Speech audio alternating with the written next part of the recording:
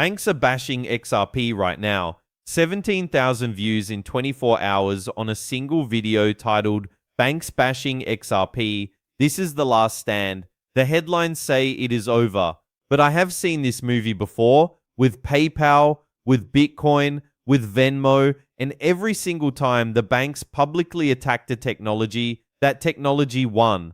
Now I know what some of you are thinking. This is different. Banks have more power than a startup. They control the rails. They have regulators on speed dial, and you are not wrong. They do have all of those advantages. But having advantages and winning are two very different things, and the data proves it. Here is what is at stake. If you are holding XRP right now, and you sell because the banking headlines scared you, you could be making the exact same mistake that people made when JP Morgan called Bitcoin a fraud in 2017. That was at $4,000. Bitcoin hit $69,000 4 years later. The pattern is not subtle. It is screaming at you. In this video, I am going to show you the 3 times banks publicly attacked a financial technology, what happened to the price afterward in each case, and why the current bank opposition to XRP follows the exact same playbook down to the language they are using. Let me take you back to 2002. PayPal had just gone public. It was processing online payments, cutting banks out of the transaction entirely, and the banking industry's response was immediate and coordinated. The American Bankers Association published a position paper, and I am paraphrasing here, that said online payment systems posed systemic risk to the financial system and needed to be regulated like banks. Sound familiar? JP Morgan's head of retail banking called PayPal a passing fad that would collapse under regulatory scrutiny. Citigroup funded a competing product specifically to kill PayPal's merchant adoption.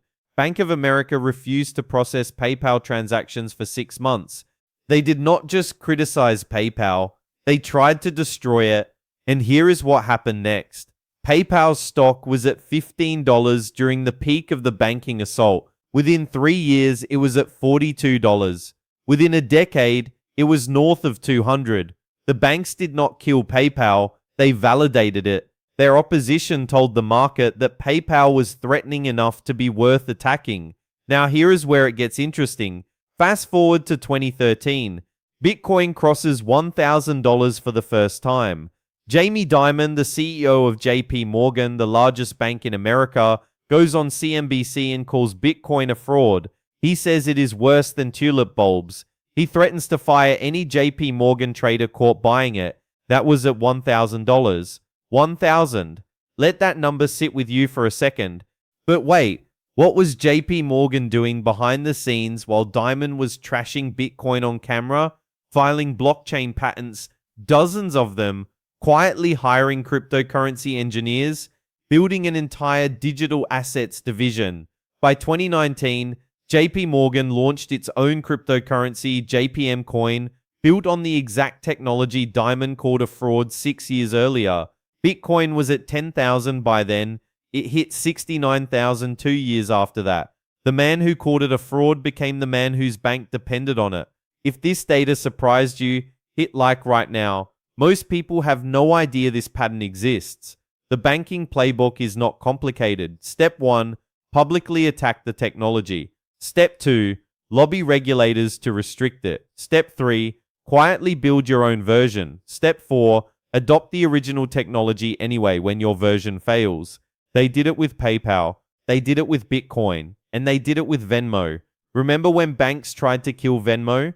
This one is my favorite example because it is the most recent and the most embarrassing for the banking industry.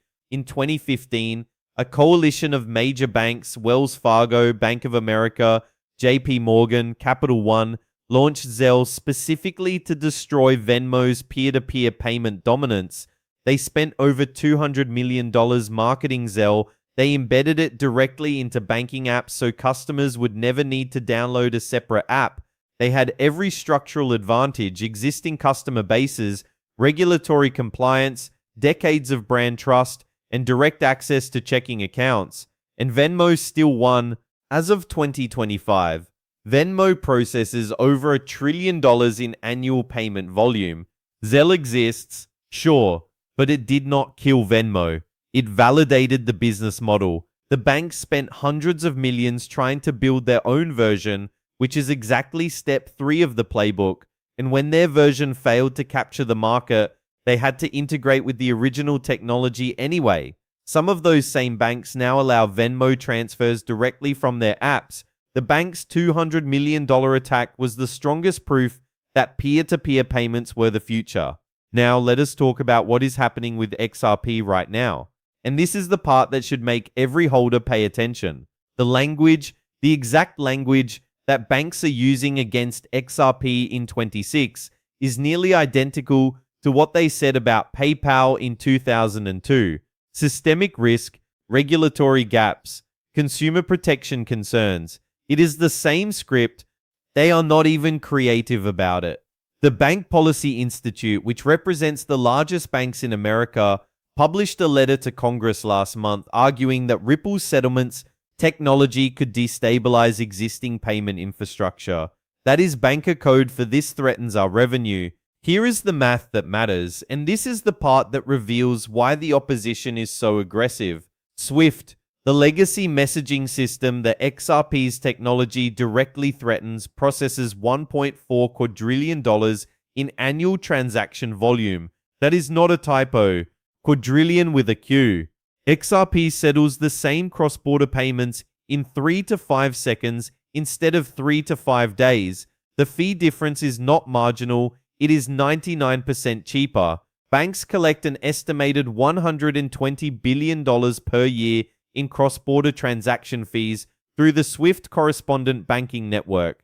Every single dollar that moves through RippleNet instead is a dollar that does not generate a fee for a correspondent bank. That is the number they are protecting, $120 billion per year. Now think about this from the bank's perspective for a moment. If you were making $120 billion a year from a system that has worked since 1973 and a technology came along that made that system obsolete overnight, would you welcome it with open arms? Or would you fund opposition research, lobby regulators, plant stories in the financial press, and call it a threat to financial stability? The answer is obvious, and it is exactly what they are doing right now. But here is the part that proves the pattern is repeating. While banks are publicly bashing XRP, Ripple just got conditional approval from the OCC to become an actual bank. Ripple National Trust Bank. Not a crypto exchange, not a payment app, a nationally chartered trust bank. If that does not remind you of JP Morgan calling Bitcoin a fraud while filing blockchain patents, I do not know what will.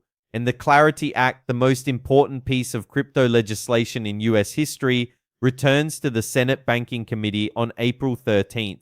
The markup is expected in late April. Passage probability sits at 63% according to current estimates. Banks are fighting XRP at the exact moment the regulatory framework is about to legitimize it. That is not a coincidence. If you want these alerts before the mainstream catches on, subscribe and hit the bell. David Schwartz, Ripple's CTO, the person who literally built XRP, confirmed the $22 price scenario on record. Bernstein, one of Wall Street's most respected research firms, just called the bottom after the $80 billion Q1 wipeout. The institutional money is not running from XRP, it is positioning, so let us connect the dots. Banks attack PayPal. PayPal went from 15 to 200.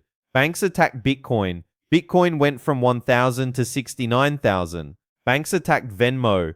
Venmo hit $1 trillion in volume.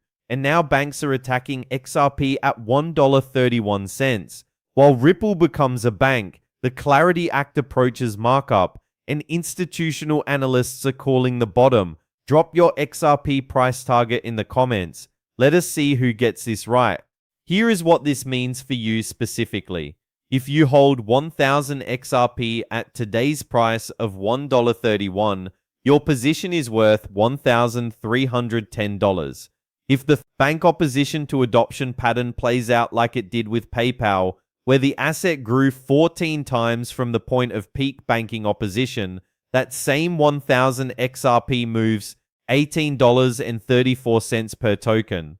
That is $18,340. And if the more aggressive short scenario of $22 plays out, you are looking at $22,000 from a $1,300 position. The conservative scenario, even without full pattern completion, puts XRP at $5 after Clarity Act passage, and institutional ETF inflows continue. That is $5,000 from the same $1,300 bag. Not life-changing for everyone, but a 3.8x return while banks are telling you to sell. The one signal to watch over the next 7 days. The Senate Banking Committee returns April 13th. That is the catalyst window. If Clarity advances to markup, the historical pattern says the bank opposition narrative collapses within weeks, just like it did for PayPal, Bitcoin, and Venmo.